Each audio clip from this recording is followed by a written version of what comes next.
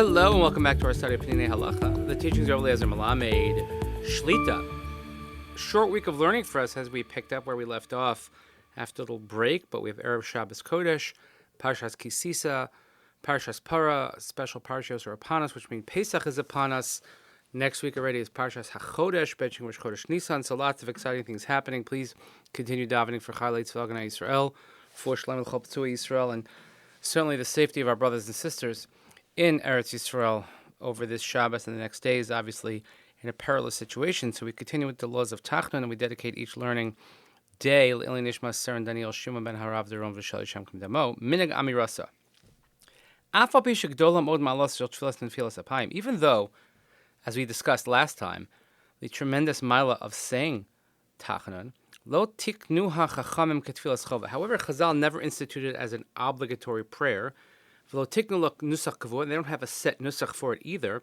V'chalarotza haya mosif u'mischanein b'nefilas apayim achar tefillah. And whoever wanted to could certainly add his form of supplication in nefilas apayim after Shemona Esrei.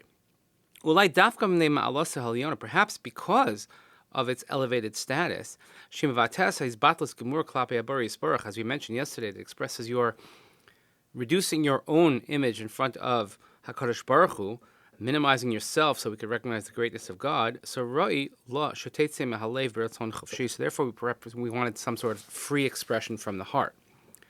But the kufas ha'gaonim, in the period of the gaonim, hechel his gabesh nisach kavol netfilas apayim l'tachanun shachar tefillah. So as we see many parts of tefillah in the period of the gaonim, so then already forming is a set nusach for how we should do this sort of supplication and this Tachanun after Shemona Esrei. And then in the period in the Middle Ages and the Rishonim, it became much more established to the point where almost everyone accepted to say these set Tachanunim. Kanireh shebekvus Yisrael hagol shahocha v'izgabru nitamtu halavavos kol kach ad shehutzrachnu l'nitzach kavod shel tachanunim. So after the period of persecution, certainly, and the more oppression that the Jewish people suffered in the diaspora, so people's hearts were so tainted, so to speak, but meaning that they needed to have a set nusach. People were so fablunget that they had so many things going on, so many tzaras, that they had to have a set nusach for Tachanun.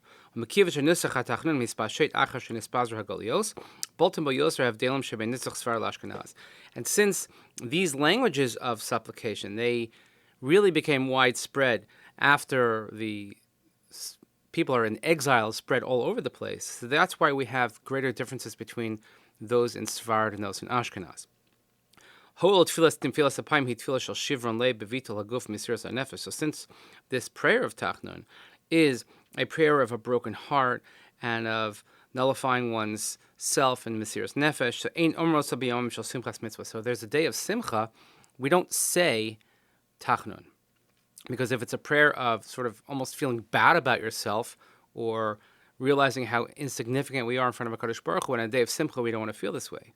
And according to the Kabbalists, they explain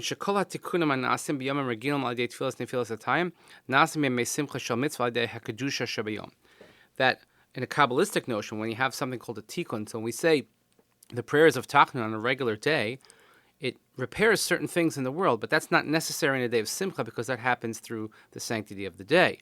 Also, if there's a Simcha taking place in the shul, Ein Omrim Tachanunim, as we're going to see later on, at people's greatest excitement as the days that we could skip Tachanun and what are the exemptions. Again, that's when we have to scratch our heads about that one. And we're all guilty of it, but we have to wonder if it's such a beautiful prayer, why are we so eager to skip it? But when they are Baalei Simcha, if there's a Simcha taking place in the shul, the same thing, also the certain tikkun is made. So we've already learned that from the base point of the law, there is no requirement to say Tachanun. So therefore, if there's any sort of doubt whether or not we should say Tachanun, so they usually paskin not to say it. Interesting note here from the Gaonim that's brought by the tour about Tefillas Tachanun being a reshus. And also in a house of mourning, we don't say Tachanun because the attribute of justice is quite found there. It's quite apparent. We don't want to poke the bear, as it were. We don't want to make things even worse. It's already bad enough in the house of Avelos. We don't want to actually remind Hashem how bad we are, things like that, and make it worse. So Perez Inyan, so what does this mean? Because